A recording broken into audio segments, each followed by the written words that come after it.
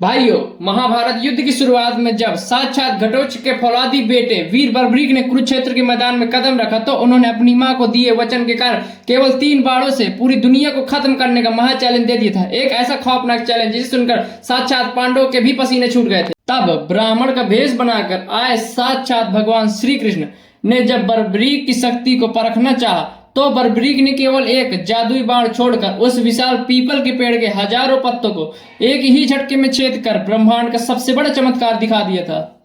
लेकिन चालाकी से श्री कृष्ण ने एक पत्ता अपने पैर के नीचे छुपा लिया था और पार्ट 2 के अंत में हमने देखा कि वो जादुई बाण साक्षात नारायण के पैर के अंगूठे के पास आकर हवा में थर थर कांप रहा था। श्री कृष्ण समझ गए थे कि यह योद्धा महाभारत का रूप बदल सकता है। लेकिन बर्बरीक के उस अचूक बाण की भयानक शक्ति को देखकर साक्षात भगवान श्री कृष्ण ने अपना ब्राह्मण का रूप त्याग दिया और कुरुक्षेत्र के उस डरावने आसमान के बीच साक्षात नारायण का वो विराट और भव्य रूप प्रकट हुआ जिसकी दिव्य रोशनी से पूरा ब्रह्मांड चौंधिया गया।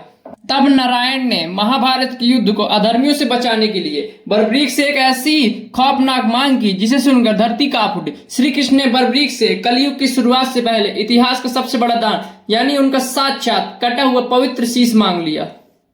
साक्षात भगवान को अपने सामने देखकर वीर बर्बरीक की आंखों में भक्ति के आंसू बहने लगे। उन्होंने बिना एक पल भी सोचे अपनी चमकीली तलवार उठाई और अपने ही फौलादी हाथों से नारायण के चरणों में अपना शीश अर्पण करने की महाकसम खा ली। और फिर आया इतिहास को सबसे भावुक और रोंगटे खड़े कर देने वाला पल जब वीर बर्बरीक ने अपना सिर काटकर सोने की थाल में सजाकर श्री कृष्ण को सौंप दिया। आसमान से देवताओं ने फूलों की वर्षा की और पूरा कुरुक्षेत्र इस महाबलिदान से दहल उठा।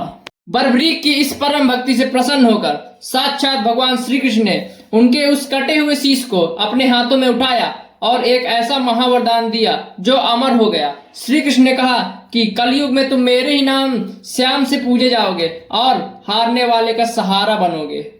बर्बरीक की आखिरी इच्छा थी कि वो पूरा महाभारत का युद्ध अपनी आंखों से देखे, इसलिए श्री कृष्ण ने उनके उस अमर शीश को कुरुक्षेत्र के सबसे ऊंचे पहाड़ की चोटी पर स्थापित कर दिया जहां से बर्बरीक ने पूरे 18 दिनों तक चलने वाले महाविनाश को अपनी आंखों से लाइव देखा।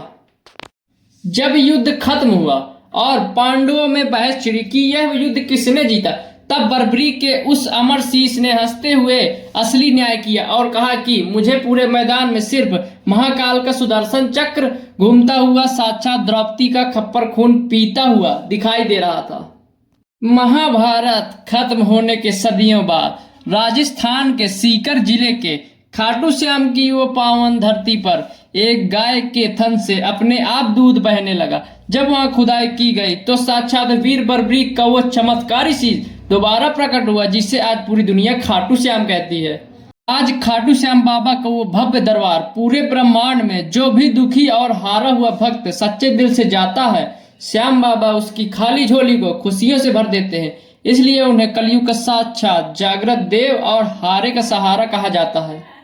तो भाइयों, कलयुग के राजा खाटू श्याम की इस महाकथा का असली और खौफनाक रहस्य आज आपके सामने पूरी तरह खुल चुका है। आखिर क्यों श्याम बाबा को हारे का सहारा कहा जाता है और कैसे बर्बरीक का पावन शीश खाटू की धरती पर प्रकट हुआ, यह साक्षात सनातन धर्म की सबसे बड़ी महाशक्ति है। तो श्याम बाबा के सच्चे भक्त स्क्रीन पर लिखे इस कड़े चैलेंज को अपनी आंखों से पूरा पढ़ो और अपने इस भाई के चैनल को भी तुरंत सब्सक्राइब करो। जय श्री श्याम।